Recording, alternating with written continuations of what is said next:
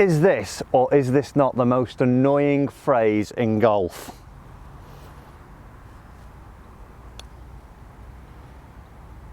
Never up, never in, never up, never in. If it doesn't get to the hole, it won't go in.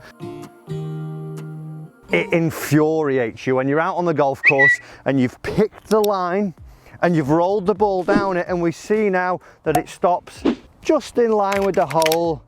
The easiest little tap in ever. Never up, never in. And it is something that we've probably all heard out on the golf course. And it is true, if the ball doesn't get to the hole, it's got no chance of going in. So why does it happen? Why do we get these putts out on the golf course? And it tends to be that it's this sort of length of putt, the ones that are makeable, and it's not the ones from 40 feet, 50 feet where you're going, oh, never up, never in.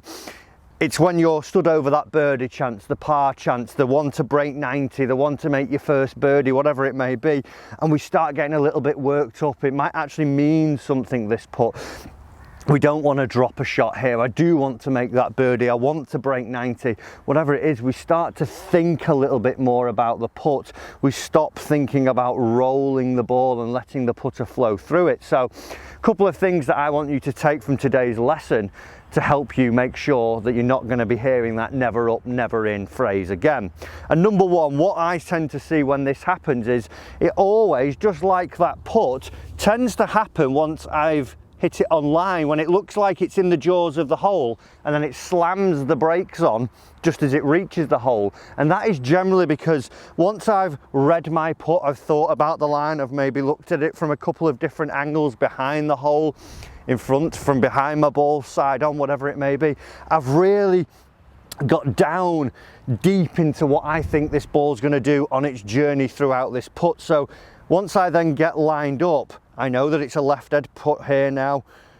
I want to hit it, yeah, make sure it's going on the left edge, make sure it tracks over that spot, yeah, left edge, okay, it's got to go on the left edge and then it'll break back from there, left edge, left edge, left edge, left edge.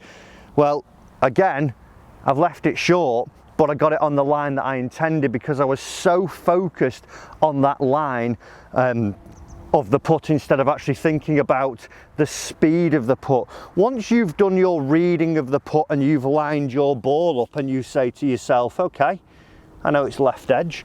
What we've now got to do is focus back on the pace. We've done the reading bit. I know where I want to start it. I've now got to trust my pace. So as we can see from the other camera angle, I've got a few tee pegs behind the hole, and that is to a point to be where I would be happy with the ball to go past and know that I'm going to be comfortable knocking that one in. So what you've got to do is you get these putts, you've got to decide, well, if I'm running it by, is it that it goes 6 inches by, a foot by, 2 feet by, am I comfortable with that? Instead of focusing so much on the line, have a point past the hole that you're going to put to. So for me, if I were to miss this one and it goes up to those tee pegs, I'm still comfortable with that length of putt. It's just gone past them, but it's only 2 feet from there. I could tap that in pretty easily. Even just walking up, I would know that through the gate of the tee peg there, it's a pretty easy tap in for myself. So giving yourself an idea of how far past the hole you're comfortable with actually hitting the putt is a big start to it. So you've got to read the putt, then you've got to be comfortable with actually hitting it past. And then the second part is actually practicing those putts. If you're someone who never up, never in, but you're scared to death of a foot putt that goes by the hole, but you've never actually worked on those putts on the putting green, actually spend some time up at the hole, you know, 2 feet, maybe building yourself back into a point where it's, I'm going to knock it in from a foot because I know if it does go by a foot, I'm okay knocking those ones in. If it goes by 2 feet, I know that I'm okay knocking those ones in. And give yourself the opportunity to build some confidence at those distances.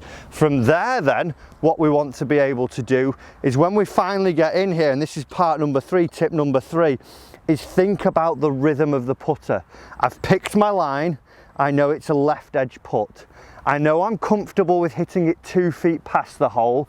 And the third and final part, like I say, is think about that flow. So stop being so focused on that line.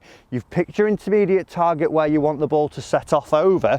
Then just think about that flow of your stroke, maybe back and forth, and you're saying in your head 1 and 2. Think about the rhythm. Let's have a look here. So I've set it up, thinking about the rhythm.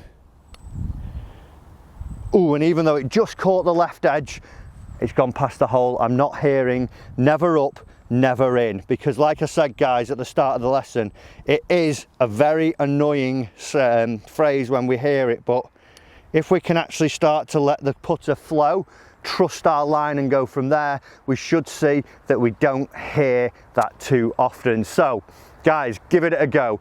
Try those 3 tips and hopefully you're never going to leave another meaningful putt short. Thanks for watching this lesson. Click that subscribe button down below to make sure you're getting more free golf lessons, and I'll see you in the next one.